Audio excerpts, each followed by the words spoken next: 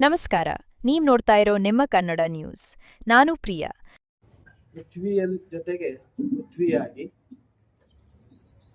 ನೀರಿನ ಜೊತೆಗೆ ನೀರಾಗಿ, ಅಗ್ನಿಯೊಂದಿಗೆ ಅಗ್ನಿಯಾಗಿ, ವಾಯು ಜೊತೆಗೆ ವಾಯುವಾಗಿ, ಬಯಲ ಜೊತೆಗೆ ಬಯಲಾಗಿರುವ ಪರಮ ಪೂಜ್ಯ ಜ್ಞಾನಯೋಗಿ ಸಿದ್ದೇಶ್ವರಪ್ಪಗಳವರ ಗುರು ನಮನ ಕಾರ್ಯಕ್ರಮ. ಜೊತೆಗೆ ಅವರು ಅಜ್ಞಾನದಿಂದ ಜ್ಞಾನದೆಡೆಗೆ ನಮ್ಮನ್ನ ಕರೆದುಕೊಂಡು ಹೋದರು, ಅಸತ್ಯದಿಂದ ಸತ್ಯದೆಡೆಗೆ ನಮ್ಮನ್ನ ಕರೆದುಕೊಂಡು ಹೋದರು. ಕಷ್ಟ ದುಃಖ ಚಿಂತೆಯಿಂದ ತುಂಬಿರುವ ಈ ಸಂಸಾರ ಸಾಗರದಲ್ಲಿ ಸುಖದಿಂದ ಬದುಕುವ ಸೂತ್ರಗಳನ್ನ ಕಲಿಸಿದವರು ಪೂಜ್ಯ ಸಿದ್ದೇಶ್ವರ ಅಪ್ಪಗಳವರು. ಸಾತ್ವಿಕ ಸದಾ ಅವಸ್ಥಾ ಪುರುಷರು, ನಡೆ ನುಡಿ ಒಂದಾಗಿಸಿಕೊಂಡಿರುವ ಮಹಾನ್ ಜ್ಞಾನ ಯೋಗಿಗಳಾದ ಪೂಜ್ಯ ಅಪ್ಪಗಳವರಿಗೆ ನಮನಗಳನ್ನ ಸಲ್ಲಿಸುವುದು ನಮ್ಮೆಲ್ಲರ ಆದ್ಯ ಕರ್ತವ್ಯ. ಆದ್ದರಿಂದ ಇದೇ ತಿಂಗಳು ಅಂದರೆ 29/12/2025ರಿಂದ 2/1/2026 ಗುರು ನಮನ ಕಾರ್ಯಕ್ರಮ ಜರುಗುವುದು. 29/12/2025 ಸೋಮವಾರ ದಿವಸ ವಿಷಯ ಯುವ ಸಮಾವೇಶ.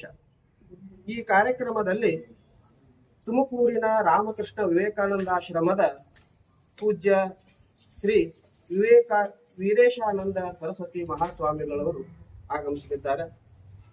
ಆ ದಿವಸ ಅನುಭವಕ್ಕಾಗಿ ಖ್ಯಾತ ಶಿಕ್ಷಣ ತಜ್ಞರು, ಅಂಕಣಕಾರರು ಆಗಿರುವ ಶ್ರೀ ಗುರುರಾಜ್ ಕರಜಗಿಯವರು ಆಗಮಿಸಲಿದ್ದಾರೆ. ಜೊತೆಗೆ ಅತಿಥಿಗಳಾಗಿ BR ಪಾಟೀಲ್ ಅವರು ಹಾಗೂ ನಮ್ಮ ಅವಳಿ ಜಿಲ್ಲೆಯ ಎಲ್ಲ ಶಾಸಕರು ಆಗಮಿಸುತ್ತಲಿದ್ದಾರೆ. ಇನ್ನು 30ನೇ ತಾರೀಕು 30/12/2025 ಮಂಗಳವಾರ ವಿಷಯ ಮಹಿಳೆ ಮತ್ತು ಆಧ್ಯಾತ್ಮ. ಅಂದು ಮಧ್ಯಾಹ್ನ 2 ಗಂಟೆಗೆ ಶ್ರೀ ಸಿದ್ದೇಶ್ವರ ದೇವಸ್ಥಾನದಿಂದ ಆಶ್ರಮದವರೆಗೆ ಎಲ್ಲ ತಾಯಂದಿರು ತಮ್ಮ ತಲೆಯ ಮೇಲೆ ಗ್ರಂಥಗಳನ್ನ ಒತ್ತಿಕೊಂಡು ಜ್ಞಾನ ಯಾತ್ರೆಯನ್ನ ಪೂಜ್ಯ ಗುರುದೇವರ ಭಾವಚಿತ್ರ ಹಾಗೂ ಸಕಲ ವಾದ್ಯಗಳೊಂದಿಗೆ ಆಶ್ರಮಕ್ಕೆ ಆಗಮಿಸಲಿದ್ದಾರೆ. ಇದರಲ್ಲಿ ಈ ಜಿಲ್ಲೆಯ ಎಲ್ಲ ತಾಯಂದಿರು ಈ ಕಾರ್ಯಕ್ರಮದಲ್ಲಿ ಭಾಗವಹಿಸಬೇಕು ಅಂತ ಅವರಲ್ಲಿ ನಾನು ಕೇಳಿಕೊಳ್ತಾ ಇದ್ದೇನೆ. ಆ ದಿನ ಸಾಯಂಕಾಲ 5 ಗಂಟೆಗೆ ವಿಷಯ ಮಹಿಳೆ ಮತ್ತು ಆಧ್ಯಾತ್ಮ. ಈ ವಿಷಯದ ಬಗ್ಗೆ ಮಾತನಾಡಲು ಮೈಸೂರಿನ ನಾಗಮಣಿ ಖಂಡ್ರೆ ಎಂಬ ಉಪನ್ಯಾಸಕರು ಆಗಮಿಸಲಿದ್ದಾರೆ. ಆ ಕಾರ್ಯಕ್ರಮದ ಉದ್ಘಾಟನೆಗಾಗಿ ಪದ್ಮಶ್ರೀ ಪ್ರಶಸ್ತಿ ವಿಜೇತರಾದ ಡಾಕ್ಟರ್ ವಿಜಯಲಕ್ಷ್ಮಿ ದೇಶಮಾನೆಯವರು ಆ ಕಾರ್ಯಕ್ರಮವನ್ನ ಉದ್ಘಾಟನೆ ಮಾಡಲಿದ್ದಾರೆ.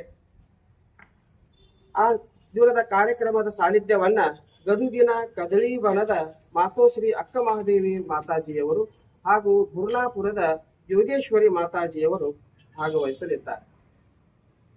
ಇನ್ನು ಬುಧವಾರ 31/12/2025 ವಿಷಯ ದಯಾ ಮತ್ತು ಧರ್ಮ. ಆ ಕಾರ್ಯಕ್ರಮದ ಸಾನ್ನಿಧ್ಯವನ್ನ ಜೈನ ಮಠ ಶ್ರವಣ ಬೆಳಗೊಳದ ಶ್ರೀ ಶ್ರೀ ಸ್ವಸ್ತಿ ಶ್ರೀ ಅಭಿನವ ಚಾರುಕೀರ್ತಿ ಭಟ್ಟಾರಕ ಮಹಾಸ್ವಾಮೀಜಿಯವರು ಆಗಮಿಸಲಿದ್ದಾರೆ. ಉದ್ಘಾಟಕರಾಗಿ ನಮ್ಮ ಜಿಲ್ಲೆಯ ಶಾಸಕರು ಹಾಗೂ ಮಂತ್ರಿ ಮಹೋದಯರೆಲ್ಲರೂ ಆಗಮಿಸಲಿದ್ದಾರೆ. ಆ ದಿನದ ಅನುಭವವನ್ನ ಹಾರುಗೇರಿಯ ಶ್ರೇಷ್ಠ ವಿದ್ವಾಂಸರಾದ ಶ್ರೀ VS ಮಾಳಿ ಗುರುಗಳವರು ಆಗಮಿಸಲಿದ್ದಾರೆ. ಇನ್ನು 1/1/2026 ಅಂದ್ರೆ ಗುರುವಾರ ದಿವಸ ನೇಗಿಲ ಯೋಗಿ ಎಂಬ ವಿಷಯ ಇರುವುದು. ಆ ದಿನ ಸಾನ್ನಿಧ್ಯವನ್ನ ವಿರಕ್ತ ಮಠ ಸ್ವರ್ಣದ ಪೂಜ್ಯ ಶ್ರೀ ಶಿವಾನಂದ ಮಹಾಸ್ವಾಮಿಗಳವರು ಆಗಮಿಸಲಿದ್ದಾರೆ. ಹಾಗೂ ನಿಡಸೋಸಿಯ ಪಂಚಮ ಶಿವಲಿಂಗೇಶ್ವರ ಸಂಸ್ಥಾನ ಮಠದ ಉತ್ತರಾಧಿಕಾರಿಗಳಾದ ಪೂಜ್ಯ ಶ್ರೀ ನಿಜಲಿಂಗ ಮಹಾಸ್ವಾಮಿಗಳು ಆ ಕಾರ್ಯಕ್ರಮದಲ್ಲಿ ಸಾನ್ನಿಧ್ಯವನ್ನ ವಹಿಸಲಿದ್ದಾರೆ. ಆ ಕಾರ್ಯಕ್ರಮದ ಉದ್ಘಾಟಕರಾಗಿ ಸನ್ಮಾನ್ಯ ಶ್ರೀ ಬಸವರಾಜ್ ಹೊರಟ್ಟಿಯವರು ಆಗಮಿಸಲಿದ್ದಾರೆ. ಅನುಭವಕ್ಕಾಗಿ ಖ್ಯಾತ ಕೃಷಿ ತಜ್ಞರು ಧಾರವಾಡದ ಶ್ರೀ ಗೌರಿಶಂಕರ್ ಕರುಸಿಯವರು ಆಗಮಿಸಲಿದ್ದಾರೆ. ಆ ದಿನದ ಅತಿಥಿಗಳಾಗಿ ನಾಡಿನ ಎಲ್ಲ ಶಾಸಕರು, ಗಣ್ಯಮಾನ್ಯರು ಹಾಗೂ ಹಿರಿಯರು, ಸದ್ಭಕ್ತರೆಲ್ಲರೂ ಆಗಮಿಸುತ್ತಾರೆ. ಆ ದಿನ ಸಾಯಂಕಾಲ ದೀಪ ನಮನ ಎಂಬ ಕಾರ್ಯಕ್ರಮ ನಡೆಯುವುದು. ಎಲ್ಲ ತಾಯಂದಿರು, ಎಲ್ಲ ಹಿರಿಯರು ಆಶ್ರಮದ ಸುತ್ತೆಲ್ಲ ದೀಪವನ್ನ ಬೆಳಗಿಸಿ ಗುರುಗಳಿಗೆ ದೀಪ ನಮನವನ್ನ ಸಲ್ಲಿಸುವುದಿದೆ. ಈ ವಿಜಯಪುರದ ಎಲ್ಲ ಬಡಾವಣೆಗಳಲ್ಲಿ, ನಗರದ ಎಲ್ಲ ಭಾಗಗಳಲ್ಲಿ ದೀಪಗಳನ್ನು ಬೆಳಗಿಸಿ ಹಾಗೂ ನಾಡಿನ ಎಲ್ಲ ಜನರು ದೀಪವನ್ನ ಬೆಳಗಿಸಿ ಗುರುಗಳಿಗೆ ದೀಪ ನಮನವನ್ನ ಸಲ್ಲಿಸಬೇಕು ಅಂತ ಎಲ್ಲರಲ್ಲಿ ನಾನು ಕೇಳಿಕೊಳ್ಳುತ್ತಲಿದ್ದೇನೆ. ಜೊತೆಗೆ 2ನೇ ತಾರೀಕು 2/1/2026 ಗಂಟೆಗೆ ಬೆಳಿಗ್ಗೆ 6 ಗಂಟೆಗೆ ಜಪಯೋಗ, 7ರಿಂದ 8ರವರೆಗೆ ಗುರುದೇವರ ಪ್ರವಚನ, 8ರಿಂದ 9ರವರೆಗೆ ಗದ್ದುಗೆಯ ಪೂಜೆ, 9ರಿಂದ ಪ್ರಸಾದ ಪ್ರಾರಂಭವಾಗುವುದು. ಸರಿಯಾಗಿ 11 ಗಂಟೆಗೆ ಕಾರ್ಯಕ್ರಮ ಪ್ರಾರಂಭವಾಗುವುದು. ಪುಷ್ಪ ನಮನ ಎಂಬ ಕಾರ್ಯಕ್ರಮ. ಆ ಕಾರ್ಯಕ್ರಮದಲ್ಲಿ ಗೌರವಾನ್ವಿತ ನ್ಯಾಯಮೂರ್ತಿಗಳಾದ ಶ್ರೀ BS ಪಾಟೀಲರು ಆಗಮಿಸಲಿದ್ದಾರೆ. ಜೊತೆಗೆ ನಮ್ಮ ಭಾಗದ ಎಲ್ಲ ಶಾಸಕರು, ಸಂಸದರು, ಜೊತೆಗೆ ನಾಡಿನ ಎಲ್ಲ ಶ್ರೇಷ್ಠ ಪೂಜ್ಯರು ಸಹಿತ ಈ ಕಾರ್ಯಕ್ರಮದಲ್ಲಿ ಆಗಮಿಸಿ ಕಾರ್ಯಕ್ರಮದಲ್ಲಿ ಭಾಗವಹಿಸುವವರಿದ್ದಾರೆ. ಇದು 5 ದಿನಗಳ ವಿಶೇಷ ಕಾರ್ಯಕ್ರಮ. ಇನ್ನು ಈ ಕಾರ್ಯಕ್ರಮದಲ್ಲಿ ಅನೇಕ ಪುಸ್ತಕಗಳ ಬಿಡುಗಡೆ ಇದೆ. ಗ್ರಂಥ ಬಿಡುಗಡೆ ಸಮಾರಂಭ. ಪೂಜ್ಯ ಅಪ್ಪಗಳವರು ಕೊನೆಗೆ ಬರೆದಿರುವ ಭಕ್ತಿ ಸೂತ್ರ ಹಾಗೂ ಶಿವಸೂತ್ರ, ಪಾತಂಜಲ ಸೂತ್ರ ಎಂಬ ಪುಸ್ತಕಗಳ ಕನ್ನಡ ಅನುವಾದದ ಪುಸ್ತಕಗಳು ಬಿಡುಗಡೆಯಾಗಲಿವೆ. ಜೊತೆಗೆ ಅಪ್ಪಗಳವರು ಬರೆದಿರುವ ಸಮಗ್ರ ಸಂಪುಟ, ಜ್ಞಾನ ಸಂಪುಟ ಎಂಬ ಸಂಪುಟ ಮರು ಮುದ್ರಣಗೊಂಡದ, ಅದು ಸಹಿತ ಮರು ಬಿಡುಗಡೆ ಕಾರ್ಯಕ್ರಮ ಅದ. ಒಟ್ಟು 15ರಿಂದ 20 ಪುಸ್ತಕಗಳು ಈ ಗುರುನಮನ ಕಾರ್ಯಕ್ರಮದಲ್ಲಿ ಬಿಡುಗಡೆ ಹೊಂದಲಿವೆ.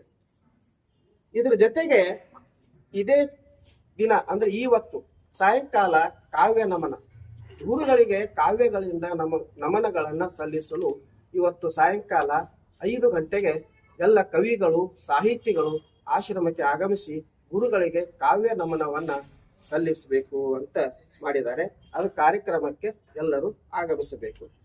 ಇನ್ನ ಚಿಲಿಪಿಲಿ ನಮನ, ಚಿಕ್ಕ ಮಕ್ಕಳಿಂದ ನಮನಗಳನ್ನ ಸಲ್ಲಿಸುವುದು ಹೇಗೆ ಅಂತಂದ್ರೆ 5ನೇ ತರಗತಿಯಿಂದ ಹಿಡಿದು 7ನೇ ತರಗತಿಯ ವಿದ್ಯಾರ್ಥಿಗಳು ವಚನಗಳನ್ನ ಕಂಠಪಾಠ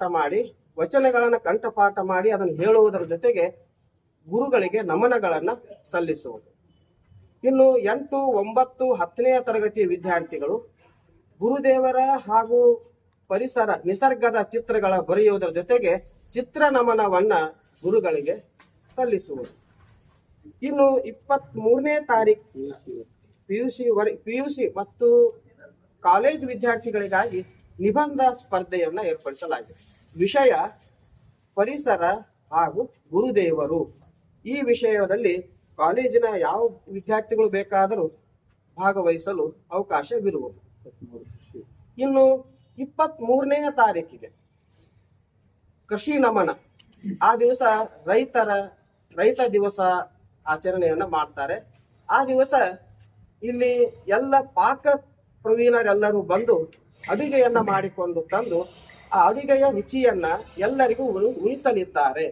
ಅಂದರೆ ಹೇಗೆ ಅಂತಂದ್ರೆ ಅವರೇ ಒಂದು ಯೋಜನೆಯನ್ನ ಮಾಡಿ ಮರೆತಿರುವ ಕಾಳುಗಳ ಮರುಚೇತನೆ, ಎಲ್ಲ ನಾವು ಕಾಳುಗಳನ್ನು ಮರೆತು ಬಿಟ್ಟೇವಿ, ಅವುಗಳನ್ನು ಮತ್ತೆ ನಾವು ಎಲ್ಲರೂ ಉಪಯೋಗ ಮಾಡಬೇಕು ಅಂತ ತಿಳ್ಕೊಂಡು ಈ ಸಾವಿ, ನವಣೆ, ಸಜ್ಜಿ ಇವುಗಳನ್ನೆಲ್ಲ ಮತ್ತೆ ಉಪಯೋಗ ಮಾಡೋಣ ಎಂಬ ಸಿರಿಧಾನ್ಯಗಳ ಬಳಕೆ ಮಾಡೋಕ್ಕಾಗಿ ಆ ಯೋಜನೆಯನ್ನ ರೈತರು ಹಾಕೊಂಡಿದ್ದಾರೆ. ಎಲ್ಲ ರೈತರು ಸೇರಿ ರೈತ ದಿನದಲ್ಲಿ ಗುರುಗಳಿಗೆ ರೈತ ನಮನವನ್ನ ಸಲ್ಲಿಸಬೇಕು ಅಂತ ತಿಳ್ಕೊಂಡು ಎಲ್ಲ ರೈತರು ಈ ಕಾರ್ಯಕ್ರಮದಲ್ಲಿ ಸೇರ್ತಾ ಇದ್ದಾರೆ. ಇನ್ನು 28ನೇ ತಾರೀಕಿಗೆ ಜನಪದ ನಮನ ಅಂದ್ರೆ ಗುರುಗಳಿಗೆ ಜಾನಪದ ಅಂದ್ರೆ ಬಹಳ ಪ್ರಿಯವಾಗಿತ್ತು. ಜನಪದ ಗೀತೆಗಳನ್ನ ಹಾಡುವುದರ ಜೊತೆಗೆ ಗುರುಗಳಿಗೆ ನಮನಗಳನ್ನ ಸಲ್ಲಿಸುವ ಕಾರ್ಯಕ್ರಮ ಇದು 28ನೇ ತಾರೀಕಿಗೆ ಸಾಯಂಕಾಲ ಇರುವುದು. ಈ ಕಾರ್ಯಕ್ರಮದಲ್ಲಿಯೂ ಎಲ್ಲರೂ ಭಾಗವಹಿಸಬೇಕು ಅಂತ ನಾನು ಕೇಳಿಕೊಳ್ತಾ ಇದ್ದೇನೆ. ಈ ಕಾರ್ಯಕ್ರಮಗಳಿಗೆ ಆಗಮಿಸುವ ಸಕಲ ಸದ್ಭಕ್ತರಿಗೆ ಊಟ ವಸತಿಯ ವ್ಯವಸ್ಥೆಯನ್ನ ಆಶ್ರಮದ ಸದ್ಭಕ್ತರೆಲ್ಲರೂ ಮಾಡಿರುತ್ತಾರೆ. ಅದಕ್ಕೆ ಎಲ್ಲ ಸದ್ಭಕ್ತರು ಮೊದಲೇ ಆಗಮಿಸಿ ಈ ಲಾಭವನ್ನ ಪಡೆದುಕೊಳ್ಳಬೇಕು ಅಂತ ಅವರೆಲ್ಲರಲ್ಲಿ ಕೇಳಿಕೊಳ್ತಾ ಇದ್ದೇನೆ. ಇನ್ನು ವಿಶೇಷ ಸೂಚನೆ ಒಂದೇನು ಅಂತಂದ್ರೆ, ನಾಡಿನ ಎಲ್ಲ ಹಳ್ಳಿಗಳಲ್ಲಿ, ನಗರಗಳಲ್ಲಿ ಹಾಗೂ ಶಾಲಾ ಕಾಲೇಜುಗಳಲ್ಲಿ ಗುರು ನಮನವನ್ನ ಕಾರ್ಯಕ್ರಮವನ್ನ ಮಾಡುವುದು. ಅದು ಹೇಗೆ ಮಾಡುವುದು ಅಂತಂದ್ರೆ, ಹಳ್ಳಿಗಳಲ್ಲಿ ಗುರುಗಳ ಭಾವಚಿತ್ರವನ್ನು ಪೂಜಿಸಿ ಪುಷ್ಪಗಳನ್ನು ಅರ್ಪಣೆ ಮಾಡಿ ಸಂತನೆಂದರೆ ಯಾರು ಎಂಬ ಹಾಡವನ್ನ ಪ್ರಾರಂಭಿಸಿ ಅಂತಿಮ ಸತ್ಯ ನಮಃಶಿವಾಯ ಎಂಬ ಪ್ರಾರ್ಥನೆಯ ಜೊತೆಗೆ ಕೊನೆಗೆ ಗುರುದೇವರ ಒಂದು ಪ್ರವಚನವನ್ನ ಕೇಳಿ ಎಲ್ಲರೂ ಪ್ರಸಾದ ವ್ಯವಸ್ಥೆಯನ್ನ ಮಾಡಿ ಪ್ರಸಾದವನ್ನ ಸ್ವೀಕರಿಸಿ ಈ ರೀತಿಯಾಗಿ ಗುರುಗಳಿಗೆ ನಮನಗಳನ್ನ ಸಲ್ಲಿಸುವುದು.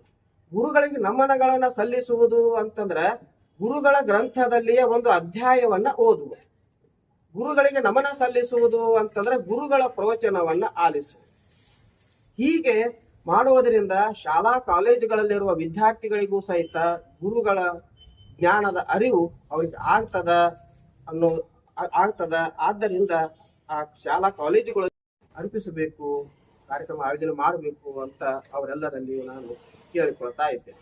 ಜೊತೆಗೆ ಮನೆಗಳಲ್ಲಿ ಎಲ್ಲ ತಾಯಂದಿರು ಗುರುದೇವರ ಭಾವಚಿತ್ರದ ಪೂಜೆ ಮಾಡಿ ಇದೇ ರೀತಿ ಗುರು ನಮನವನ್ನ ಸಲ್ಲಿಸಿದರೆ ಅವರಿಗೂ ಸಹಿತ ಒಳ್ಳೆಯದಾಗ್ತದ ಅಂತ ಹೇಳ್ತಾ, ಇದೆಲ್ಲವೂ ನಾವು ಗುರುಗಳಿಗೆ ನಮನವನ್ನ ಸಲ್ಲಿಸುವುದು.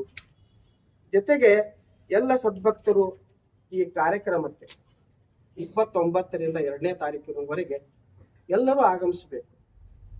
2ನೇ ತಾರೀಕಿಗಂತೂ ಪ್ರತಿಯೊಬ್ಬರು ಪೂಜ್ಯ ಗುರುದೇವರನ್ನ ಭಕ್ತಿಯಿಂದ ಆರಾಧಿಸುವರೇನಿದೆ ರೀ, ಎಲ್ಲರೂ 2ನೇ ತಾರೀಕಿಗೆ ಜನವರಿ 2ರಂದು ಈ ಪುಣ್ಯಕ್ಷೇತ್ರದಲ್ಲಿ ಆಗಮಿಸಿ ಗುರುಗಳ ದರ್ಶನವನ್ನ ಪಡೆದು ಗುರುಗಳ ಬಗ್ಗೆ ಅನೇಕ ಸದ್ಭಕ್ತರು ಹೇಳುವ ಮಾತುಗಳನ್ನ ಕೇಳಿ, ಪೂಜ್ಯರು ಹೇಳುವ ಮಾತುಗಳನ್ನ ಕೇಳಿ ಭಕ್ತಿಯಿಂದ ಆರಾಧಿಸಿ ಗುರುಗಳನ್ನ ಕಣ್ತುಂಬ ನೋಡಿ ಈ ಕ್ಷೇತ್ರದಲ್ಲಿ ಅಲುದ ತಿರುಗಾಡಿ ಹೋದ್ರೂ ಸಾಕು ತಮಗೆಲ್ಲ ಬಹಳ ಪುಣ್ಯ ದೊರೀತದ ಎಂಬ ಭಾವನೆಯನ್ನ ವ್ಯಕ್ತಪಡಿಸ್ತಾ ಎಲ್ಲ ಸದ್ಭಕ್ತರು 2ನೇ ತಾರೀಕಿಗೆ ಜ್ಞಾನಯೋಗಾಶ್ರಮ ವಿಜಯಪುರಕ್ಕೆ ಆಗಮಿಸಿ ಗುರುಗಳ ಭಕ್ತಿಯಿಂದ ಆರಾಧಿಸಿ ಗುರುಗಳ ಪ್ರೀತಿಗೆ ಪಾತ್ರರಾಗಬೇಕು ಅಂತೇಳಿ ಎಲ್ಲರಲ್ಲಿ ಕೇಳಿಕೊಳ್ತಾ ಇದ್ದೇನೆ. ಈ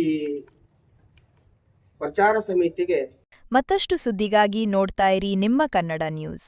ಲೈಕ್ ಮಾಡಿ, ಸಬ್ಸ್ಕ್ರೈಬ್ ಮಾಡಿ, ಶೇರ್ ಮಾಡುವುದು ಮರೆಯಬೇಡಿ.